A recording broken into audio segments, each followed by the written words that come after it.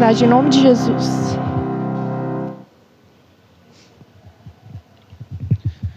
Glória a Deus, irmão. Tudo passa, né? Só a eternidade que não. E é para lá que nós estamos indo. A eternidade nunca vai passar. Enquanto nós vivermos aqui nessa terra, tudo tem validade, menos a palavra de Deus e tudo que é eterno. E tudo que Deus faz é eterno. Vamos lá. Lucas capítulo 18. Lucas 18, versículo 35. Passagem conhecida de muitos leitores.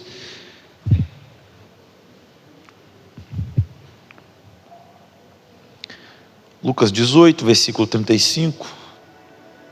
Diz assim a palavra do bom mestre: aconteceu que, ao aproximar-se ele de Jericó, estava um cego assentado à beira do caminho, pedindo esmolas. E ouvindo o tropel da multidão que passava, perguntou o que era aquilo. Anunciaram-lhe que passava Jesus, o Nazareno. Então ele chamou Jesus: filho de Davi, tem misericórdia de mim. E os que iam na frente repreendiam para que se calasse. Ele, porém, cada vez gritava mais: filho de Davi, tem misericórdia de mim.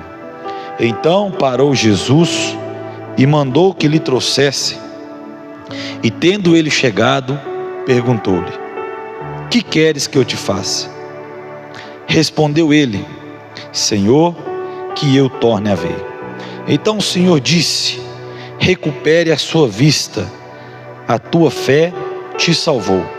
E imediatamente tornou a ver, o seguiu, glorificando a Deus. Também todo o povo, vendo isso, dava louvores a Deus. Amém? Irmãos, é uma passagem bem conhecida, né?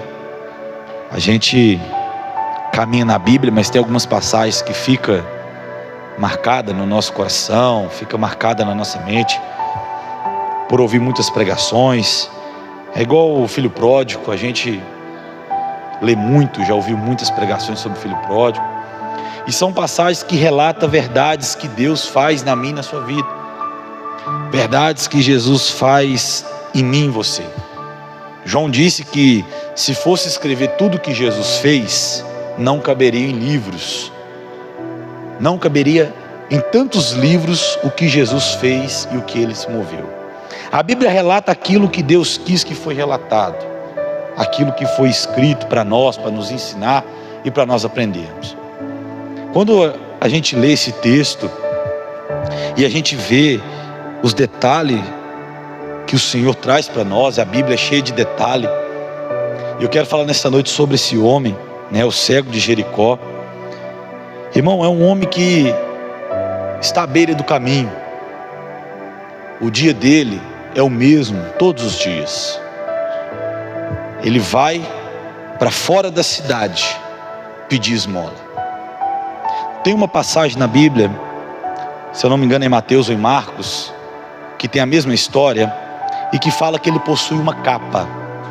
Quando Jesus chama ele, ele tira a capa, ele joga a capa fora.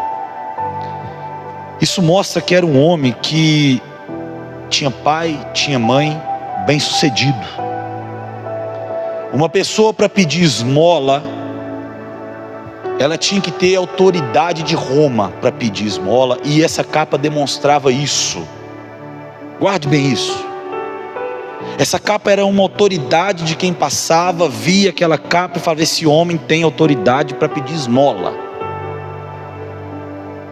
Até para pedir esmola tinha que ser tudo certinho. Talvez o dia acabava e ele voltava para casa. Ele voltava para sua casa, mas no outro dia de manhã estava lá do mesmo jeito, pedindo esmola. E se você for na Bíblia, irmão, você vai ver que a cidade de Jericó é uma cidade amaldiçoada.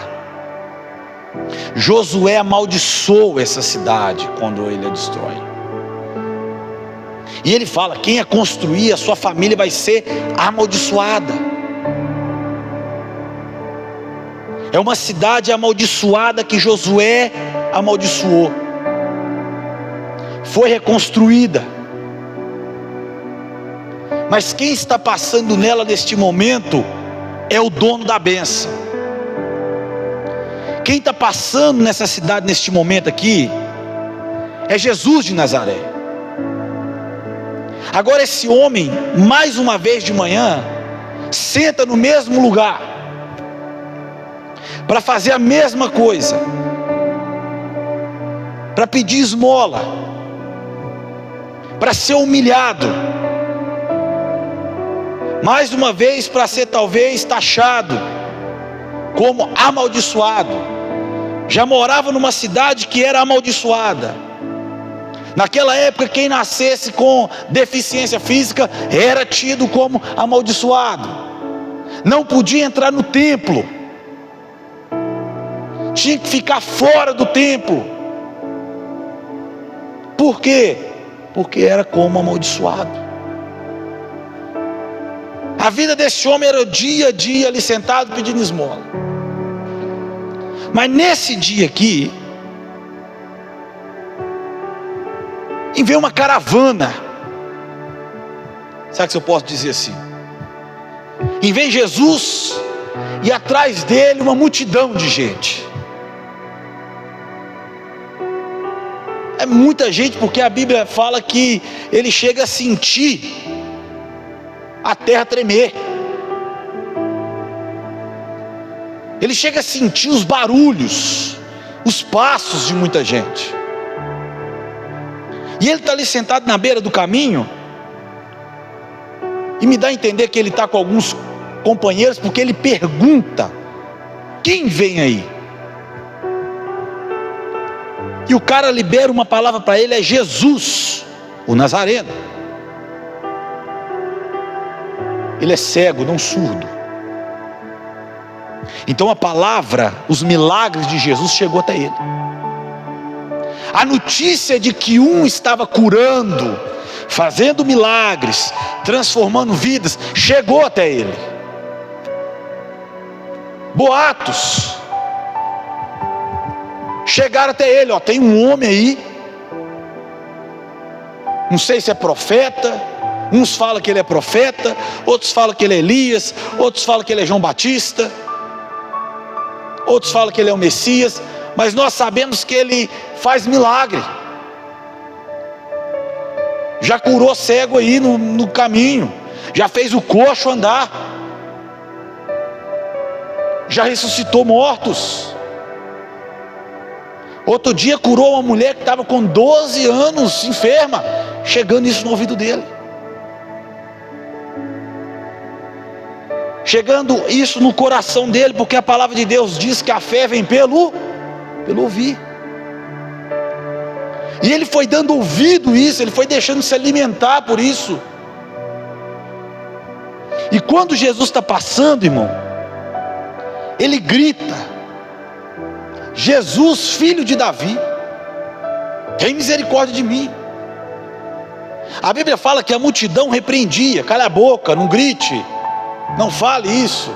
E ele continua: Jesus, filho de Davi, tem misericórdia de mim, até ele chamar a atenção do mestre, e o mestre atender ele. Se você ler cada milagre na Bíblia, irmão, cada milagre tem a sua particularidade. Nenhum milagre é igual ao outro. Teve um que Jesus cuspiu no chão, fez um barro, colocou nos olhos dele e falou: vai lá no tanque de Siloé e se lave. Teve outro simplesmente que Jesus chegou e falou assim: você quer ser curado? Levanta e anda, pega sua maca e vai embora. Mas teve outro que chegou para Jesus e falou assim: se o Senhor quiser, o Senhor pode me curar. Ele foi até Jesus. Jesus não foi até ele, ele que chegou até Jesus e falou assim: se você quiser me curar. E Jesus fala com ele: eu quero te curar. Você está curado. Temos os 10 leprosos que vão até Jesus. Então cada milagre tem a sua particularidade, cada milagre tem a sua forma.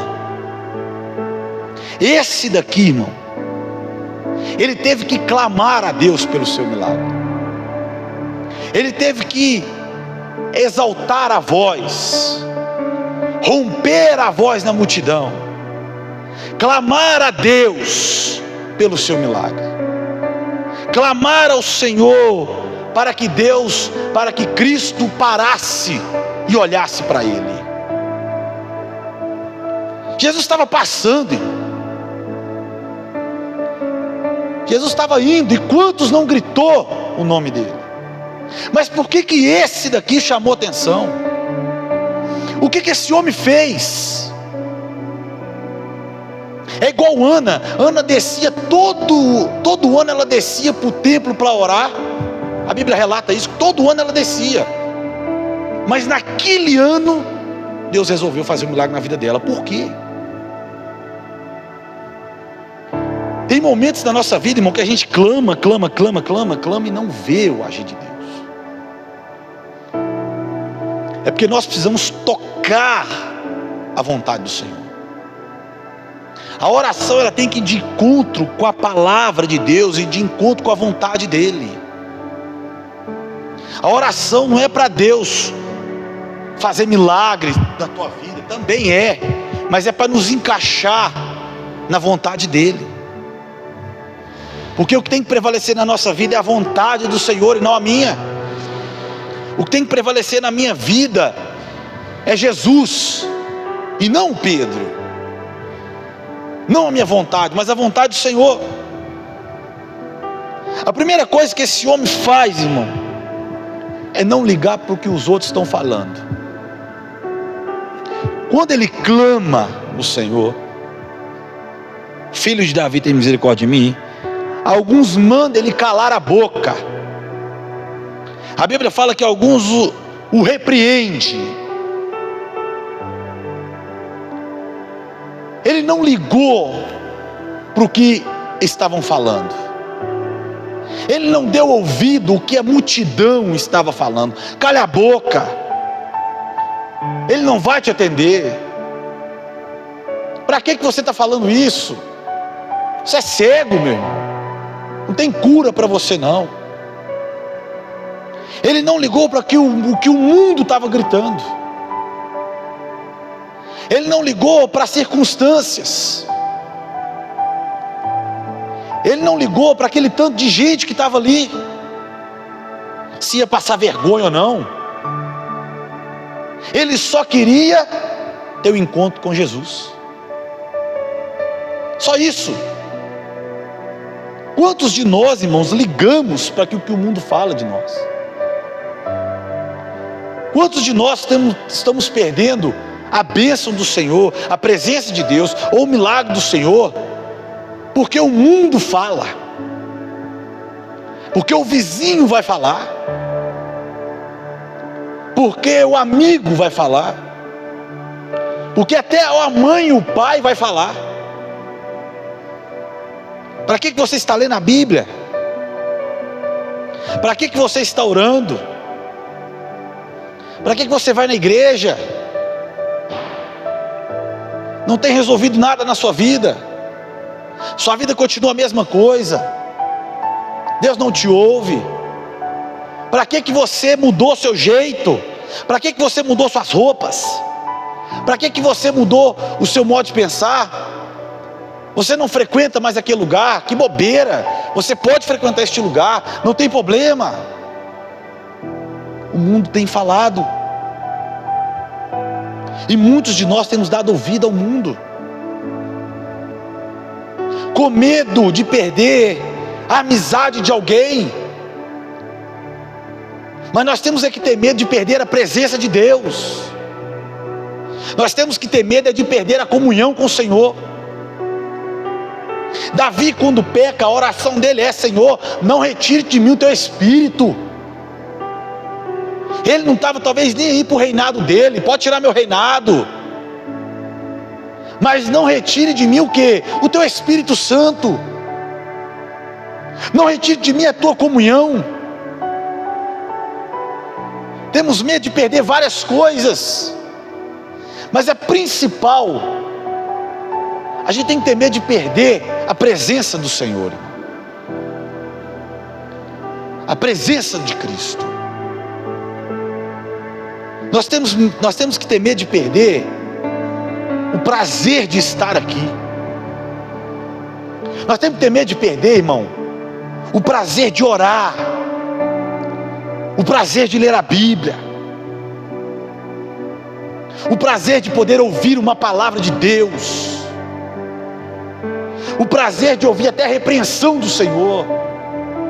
Há prazer nisso, porque a Bíblia fala que Deus corrige o filho a quem Ele ama. É isso que nós temos que ter medo de perder. Pessoas vão e vêm na nossa vida. Quantas pessoas que você achou que ia ficar na sua vida e já foram, já passaram, mas Deus sempre está ali. No final das contas, quem está com você te segurando é Cristo. Na meada dos ovos ali, como se diz, o ditado popular, quem está te segurando é Jesus. É Ele que está te dando força, é Ele que está te dando saúde, é Ele que está te sustentando nas madrugadas mal dormidas. Você não vê, você não sente, mas é Ele. É Ele que coloca alguém no seu caminho para falar assim: levanta a cabeça, irmão, e prossegue. Um abraço que você ganha, que você não está esperando de alguém, simplesmente a pessoa te dá um abraço de conforto.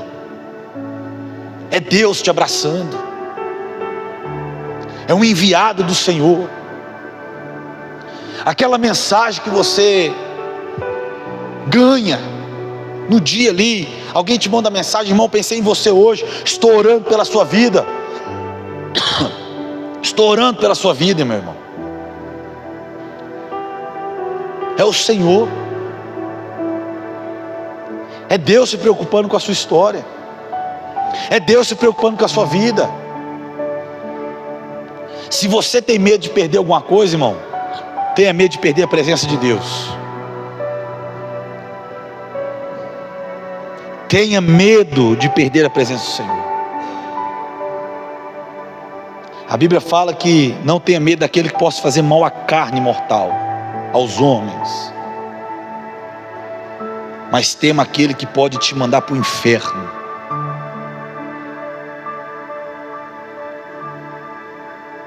Irmãos, tema perder a presença do Senhor. Não ligue para o que o mundo fala. Davi não ligou para o que os irmãos estavam falando. Tentaram impedir ele.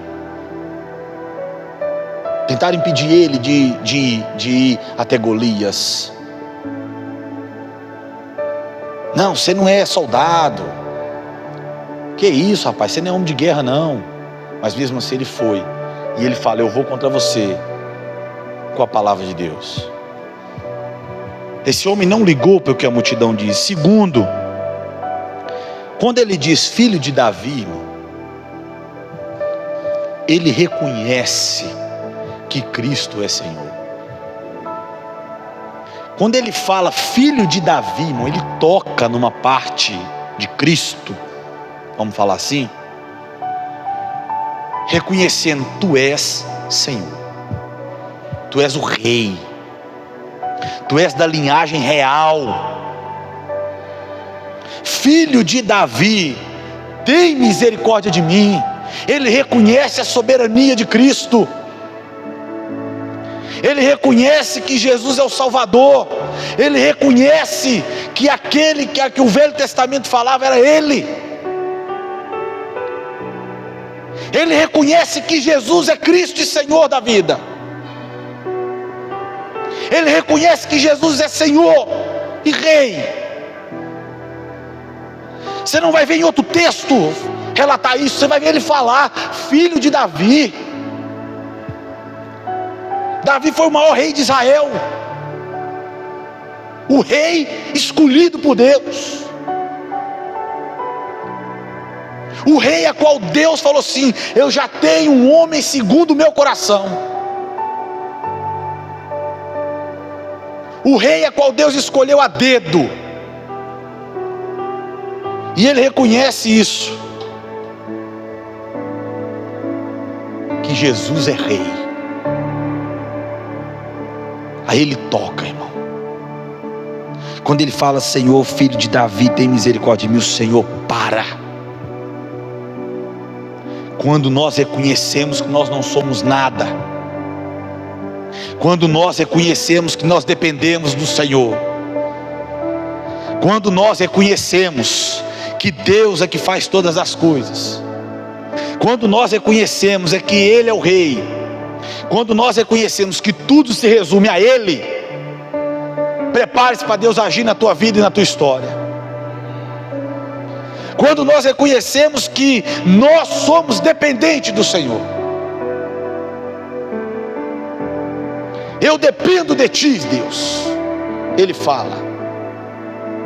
Quando ele declara rei, filho de Davi, quer dizer, eu dependo do Senhor, eu creio no Senhor, eu creio que o Senhor pode fazer um milagre na minha vida, eu creio que o Senhor é rei, eu creio. Irmão, aprenda a depender de Deus, aprenda a depender do Senhor, aprenda a esperar no Senhor, aprenda a depender do agir de Deus, aprenda a esperar em oração, aprenda a clamar a Deus como a Bíblia manda você clamar. Ore a Bíblia, pegue textos bíblicos e ore ali: Senhor, na tua palavra diz tal, e fale com Ele, porque a Bíblia fala que Ele não pode negar a si mesmo, Ele não pode ir contra a tua palavra. Irmãos, ore conforme a Bíblia. Esse homem reconheceu a dependência de Deus. Eu dependo de você, Jesus. E Jesus para. E quando Jesus para, Ele fala: traga ele até mim.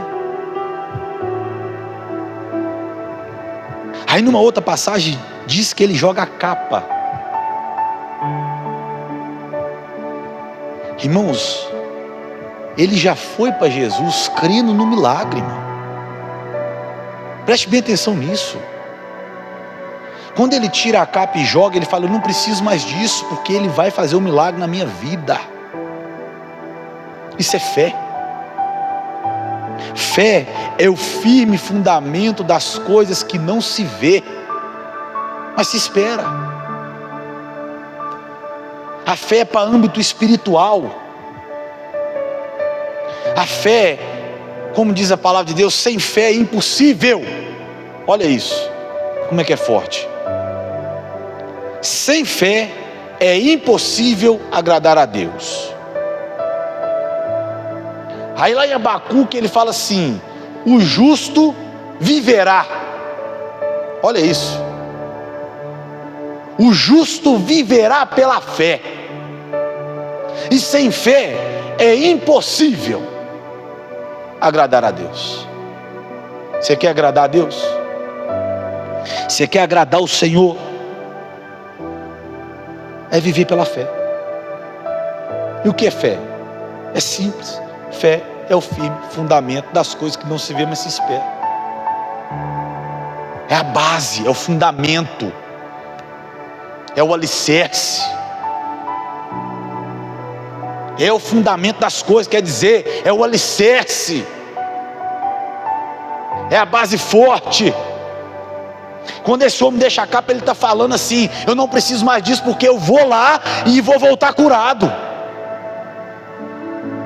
Eu vou até Cristo e Ele vai resolver minha situação e eu vou voltar curado. Isso é fé, irmão. Fé é quando nós oramos, entregamos para Deus e temos certeza que Ele já respondeu. Ah, mas Deus não me falou nada. Mas Ele já respondeu. Sabe por quê? Porque você já entregou na mão dEle. E a fé só vem por um lugar. Só por um lugar. Pelo menos é o que a Bíblia diz. A fé vem pelo ouvir. E outra coisa, ouvir a palavra de Deus. Quer aumentar sua fé? Vai ouvir a palavra. Não é ficar orando, Deus aumenta minha fé, Deus aumenta minha fé. Não, irmão. Ele já deu resposta. Vai ouvir a minha palavra. A minha palavra, isso aqui, ó, vai aumentar sua fé. Bíblia vai aumentar sua fé. Esse homem ouviu falar de Jesus. Esse homem ouviu os milagres. Ele não viu, ele ouviu os milagres de Jesus. Ele ouviu falar sobre Jesus. E ele reconheceu quando ele veio. Ele reconheceu que ele era filho de Deus, que ele era o rei, que ele era o Senhor. Ele não liga para o que o mundo vai dizer. E quando ele se levanta, ele tira a capa e fala para eles: tome isso aí, porque eu não preciso mais disso, porque eu vou voltar curado. Fé é ter ousadia. E a palavra de Deus diz isso. Cheguei diante do trono de Deus com ousadia. Seja ousado em orar, irmão. Seja ousado em clamar. Seja ousado. A Bíblia compara a falta de fé com vergonha. Tendes vergonha? Então não tendes fé. Olha isso. Você já parou para pensar nisso? Está aqui, ó. Ele fala com um rapaz: tendes vergonha? Então você não tem fé. Porque fé te traz ousadia. Fé faz você caminhar por cima das águas. Fé faz você abrir o mar vermelho. Você vê o mar vermelho se abrir. Fé faz você ver os milagres na tua vida, na tua história. Fé é o que ele diz: move montanhas. Fé somente em Cristo. Fé somente no Senhor. Não uma fé comprada, não uma fé barata, mas uma fé que, quando eu leio as Escrituras, quando eu medito nela, eu reconheço que eu preciso disso aqui, que a minha família precisa disso aqui. Quando eu leio, eu reconheço que a minha vida tem que se encaixar aqui. Deixa eu te falar uma coisa, meu irmão, para nós terminarmos. Nós achamos que Deus nos aceita da forma que nós somos. Deus me aceita do jeito que eu sou. Deus não te aceita da forma que você é, irmão. Cristo não te aceita da forma que você é. O Espírito Santo não te aceita da forma que você é. A gente fala até que é o crente Gabriela, né? Eu nasci assim, vou morrer assim. Irmão, o Evangelho é transformação. O Evangelho é transformação. O Evangelho é nascer de novo. João 3, o diálogo de Jesus com Nicodemos. Nicodemos chega cheio de pompa para Cristo. Sabemos que você é enviado de Deus, porque se você não fosse, você não poderia fazer esses milagres. Ele chega elogiando. A primeira palavra que Jesus dá para ele: se você não nascer de novo, Nicodemos. E olha que Nicodemos conhecia o Velho Testamento mais do que qualquer um aqui. Mais do que qualquer um. E ele fala com ele: se você não nascer de novo, Nicodemos, você não poderá ver o reino de Deus. Aí Nicodemos: ai, Senhor, é possível um homem voltar para o ventre da mãe? Aí Jesus fala com ele: mas como que você quer entender as coisas espiritual se você não entende nem as natural?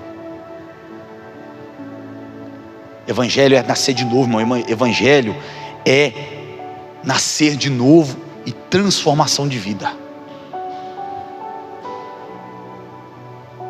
Esse evangelho de que Jesus te aceita do jeito que você é, irmão. Um evangelho que o Espírito Santo habita no templo bagunçado, que Deus te aceita do jeito que você é um evangelho falido, fajuto. Evangelho tem que ter transformação de vida, de caráter. É quem rouba, não roube mais, diz a palavra. Quem mente, não mente mais. Quem fraudou alguém, não fraude mais. Ame a sua esposa como a si mesmo, como Cristo amou a igreja. É transformação. Transformação. O evangelho é isso. Transformação. E quando que as pessoas veem Cristo em nós? A Bíblia diz: verdadeiramente o mundo vai reconhecer que vocês são meus servos quando verdadeiramente amares uns aos outros. Ele não falou de milagre. Ele não falou quando a gente pular, rodar. Não. Quando verdadeiramente amares uns aos outros. Aí o mundo vai ver que vocês são meus discípulos. Está vendo? Transformação. Transformar de dentro para fora. Começa de dentro. O efeito é aqui e externa aqui. Com certeza. Deus está preocupado com vestes, mas quem é de Deus sabe se vestir. Deus está preocupado com o cabelo, quem é de Deus sabe como portar. Porque isso vem do Senhor, irmão. Aprenda isso. E Ele não deixa margem para nada. O seu tempo, o seu corpo é templo e morada do Espírito Santo. Pronto e acabou. Está aqui. Ou não está? Está aqui não, pastor? Está aqui. O meu corpo é templo e morada do Espírito Santo. Se eu uso o meu corpo para imoralidade, se eu uso o meu corpo para as imoralidades, eu estou usando o templo do Espírito Santo para coisas imorais. Aí você quer que ele habita? Não vai, irmão. Não encaixa. Não use o seu corpo para coisas imorais. Tudo posso, mas o que? Nem tudo me convém. Eu posso ir em todos os lugares, não posso? Mas nem todos os lugares me cabe. Deus pode estar em todos os lugares, como Ele está, mas nem todos os lugares estão pensando em Deus. Cuidado onde você habita. Cuidado onde você tem entrado. Não estou fazendo apologia à doutrina de igreja nenhuma não, irmão. Mas é porque se você quer ver Cristo, se você sai da sua casa, quarta, 7h30, para estar aqui, para ouvir esse homem ensinar 1h30, falando, vem cá na sexta, para ouvir um falar 40 minutos, vem no domingo, para ouvir o outro falar, chega aqui, pede oração, ora, intercede, entrega o seu dízimo aqui. É porque você quer alguma coisa com Jesus, irmão. Você está querendo alguma coisa com Ele, algum relacionamento aí. Porque senão você está fazendo o quê? Você tem que querer algum relacionamento com o Senhor, para você enfrentar essa rotina. Para massagear seu ego, que não dá. Aqui ninguém vai massagear seu ego. Evangelho é transformação. Transformação. E a Bíblia alerta. Ela traz alguns alertas para nós. Primeiro, buscai enquanto se pode achar. Uma hora não vai achar. Olha para você ver, buscar enquanto se pode achar. Uma hora nós podemos buscar o Senhor e não achar Ele. Me invocar enquanto eu estou perto. Olha aí. A Bíblia traz alguns alertas para mim e para você. Não use a sua vida para honrar o Senhor. Não estou falando que você tem que pregar, louvar, sair pregando para o mundo afora. Estou falando isso não. Viva o simples do Evangelho. Ore, leia a palavra, jejue, ame as pessoas, ame seu esposo como você tem que amar, ame seus filhos como você tem que amar. Você já está dando testemunho da grande palavra e da grande obra de Deus. Amém? Vamos orar, logo após ministrando sobre a sua vida.